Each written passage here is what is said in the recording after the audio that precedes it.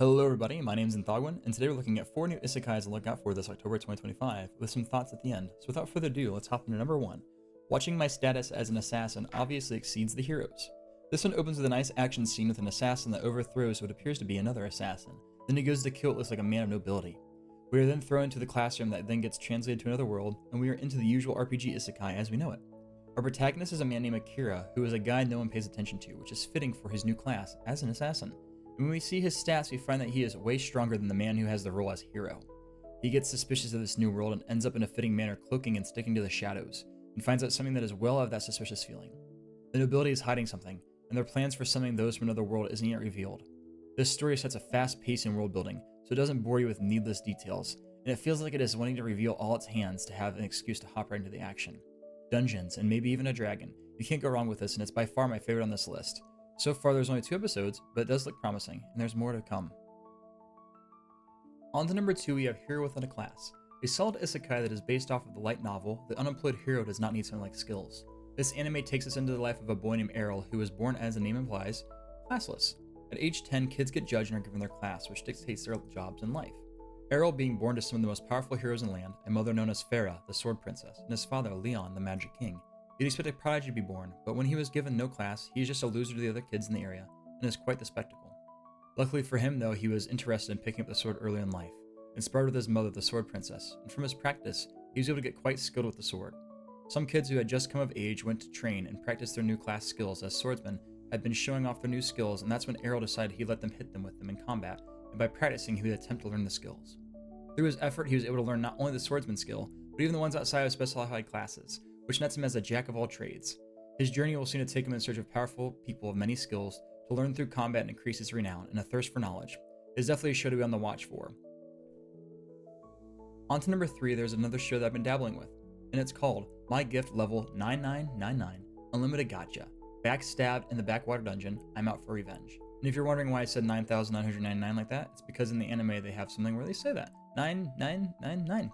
So anyways, this is a mouthful indeed, and I will be short. This is another skill-based anime that has a following of a young boy named Light, who is one of 9 tribes or races, with him being probably the least special of the bunch, a human. His gift is the ability to roll a gacha, or lottery, that can randomly spew out gifts to support himself or others, and is reacted to the mana in the area. We are on 2 episodes out as recording, and has some serious eminence and shadow undertones, which comes to light in episode 2, no pun intended. It is definitely something to keep an eye out on though, and I know nothing other than what the show has shown so far, but it has potentially to be something really good or incredibly goony, which to each their own. On to number 4, we have the Banished Court Magician Aims to Become the Strongest. This one isn't an isekai necessarily, but it should get showcased, and as of recording there's only 1 episode released, but it looks really promising. I cannot explain why, but this reminds me of Fullmetal Alchemist. Maybe it's some of the art style, which if you look at it, it doesn't really look like it, but for some reason something about the way it animates reminds me of it. Maybe it's the way it's telling the story, maybe it's the relationship between the young peer and the older peer. There's just something about that reminds me of this so far, just 1 episode. But it feels really nice, and I'm enjoying the way the magic is flown, the way it's animated. It's very beautiful, and during the few dungeon scenes we get to see, it is really nice. I love the combat of this so far. There's something more here, and I can't wait to see it unfold.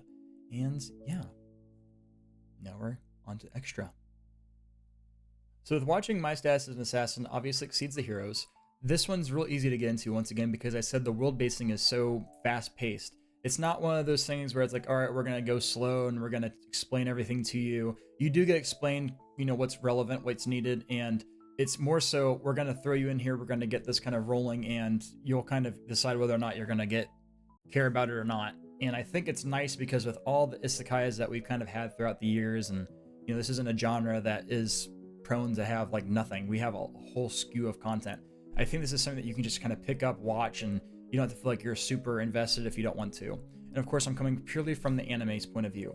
I enjoyed that we're given the eye candy of the battles, the fights, and we're just able to go, which I think nowadays you have to have something that kind of make you like, okay, yeah, I'm going to consider watching this rather than just, okay, they know what kind of target audience they're going for. This is obviously a combat action-oriented kind of thing, so we want to have more of that. And they're not throwing tits at your face like some of the other ones are. And not that that's wrong, but this is just something that you can kind of get into, turn your brain off, and let's just go and see what happens. So that was just really nice. And they do explain things. I don't want you to think that you're going to hop into this and you're like, okay, what's going on? They will give you things as it's relevant to the story.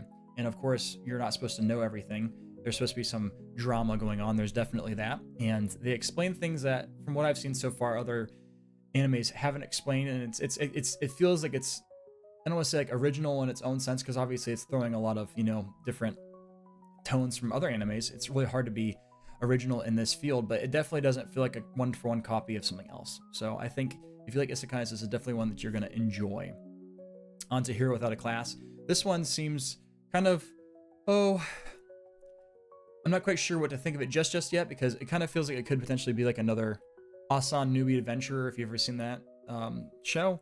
It kind of feels like it could potentially be like that, except without the, so that one they had like a lot of like a core party where the guy was like always like happy-go-lucky, kind of felt like to me. I haven't watched it in a little while, but that's kind of what I remember, is it felt like that. This one doesn't necessarily feel extremely like that. We just got a guy who is, the power creep's coming up, but it feels badass. And I'm sure that there's going to, of course, be more things, because there's other races in demonic forces that we haven't seen come into play too much yet. We've only got like a little glimpse of that in only 2 episodes. So we're going to probably get some more badass things happening. But this one's definitely something to keep an eye out for. I didn't feel like it was too cliche or goony, or, you know, trying to throw something in there that, unless you're like kinky for that kind of stuff, you don't really necessarily need. You can kind of take it or leave it. This one just has a really good core beginning, and I think that this is going to be at least a, you know, 7 out of 10 or somewhere around there from what I've seen so far. And all of these I kind of feel that way. The only one that I kind of feel a little concerned about would be My Gift level 9999 Unlimited Gacha. That one I'm not quite sure yet. So this one has a couple episodes. Episode 1 I was kind of like, it's all right, you know, it's too soon. But then episode 2, like I said, it kind of has some shadow eminence of shadows undertones. So we kind of start getting this harem kind of built up of girls. So it's kind of one of those things where, all right, we're going to have some really badass people, and he's going to send them out and do things. And I definitely feel like that is taking a lot of inspiration from those kind of harem kind of animes. Sorry, excuse me, I'm stumbling over my words trying to think what to say. That's what I'm getting from this. And they can either do it really, really well, or they can do it really, really stupid. Not quite sure.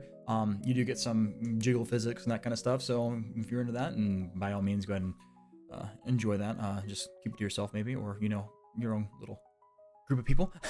But anyways, I digress. This is a really interesting show, and I'm kind of curious to see what episode 3 might bring around. And I think pretty soon we'll be able to find out whether or not this is going to be really good or kind of mid. So yeah. And then once again, like I said, the Banished Court Musician aims to be the strongest. This one, I love the way that it feels. It kind of it reminds me of Full Metal Alchemist. I've said that already. It feels more old school so far to me, and I can't explain why.